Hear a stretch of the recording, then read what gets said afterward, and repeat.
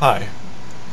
If you are against Proposition 8, if you think everybody should vote no on Proposition 8 in California, and if you do this on the basis of separate but not equal, the famous ruling from Brown versus Board of Education, if you believe that is one of the best or the best reason for voting against Proposition 8, then you're a hypocrite. Let me explain. If separate but not equal is something that's applicable to the situation with Proposition 8, if it's applicable to marriage, then what about the kids? Allow me to explain. Why are you okay with society condoning a setup, condoning a condition in which kids will end up being born into conditions where they will be separate from the other gender? That is, they will be separate from they'll only have mothers or they'll only have fathers. Why is that separation considered equal? Why is that separate but equal? When the whole of human history, the whole of humanity, everything indicates that gender is important. Regardless of what you believe, whether you believe in God or not, whether you believe in evolution or not, there's a reason for gender, and it's not irrelevant, and it's not strictly tied to making babies. It's tied to continuing society on. That's why gender has been chosen through natural selection. That's why we have gender to this point.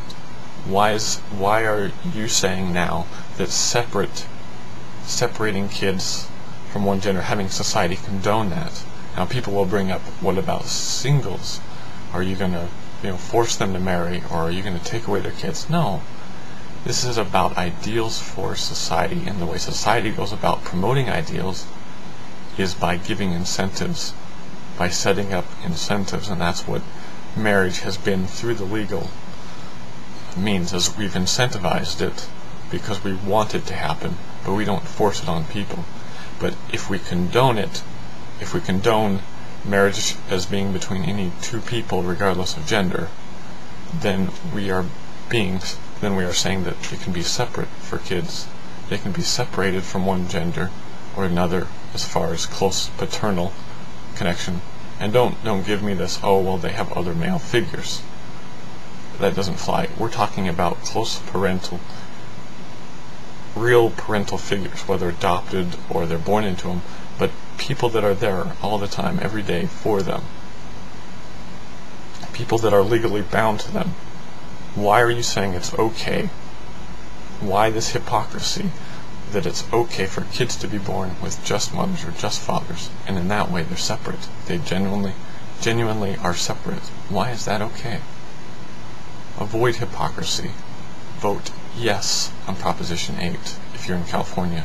If you're not in California, or you know people who are in California, please support it however you can. Financially, go to Proposition 8 supporting website. Do whatever you can, because this is of great importance. We can't let this call for equality go unanswered, because it's not true equality. If it was true equality, there would be equality for the kids considered also, but it's not. This is about trying to dictate what the fundamental unit of society is after the fact. We've gone through all these eons of biological evolution, of societal evolution, and gender is important. Gender isn't irrelevant. Please remember that.